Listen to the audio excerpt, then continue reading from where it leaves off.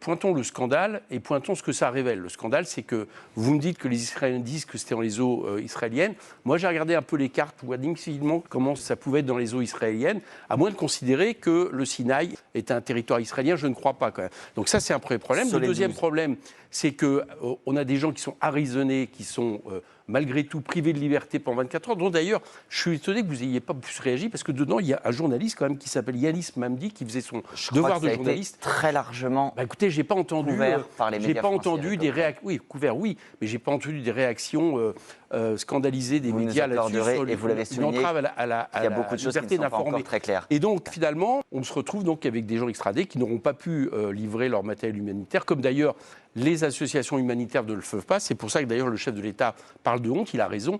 On a un blocus humanitaire pendant un génocide, ça fait quand même beaucoup. Et je pense que ce qui a été fait humanitaire et la libération des otages du Hamas. Oui, mais il faut des actes maintenant. Depuis le début, nous sommes pour la même position.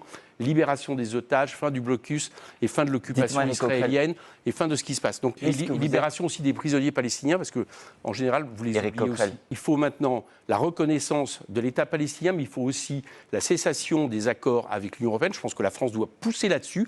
Et puis, il faut arrêter aussi de livrer quoi que ce soit pour le moment aux Israéliens, notamment des armes, puisqu'on a appris il n'y a pas longtemps que des armes continuaient à être livrées. Et s'il n'y avait pas eu les Dockers marseillais, tout ça serait parti en Israël. Voilà ce que doit faire aujourd'hui l'exécutif. Des armées françaises, il a dit qu'il n'y avait pas d'armes qui étaient livrées par la France. Si, il y en avait dans ce bateau. Des composants.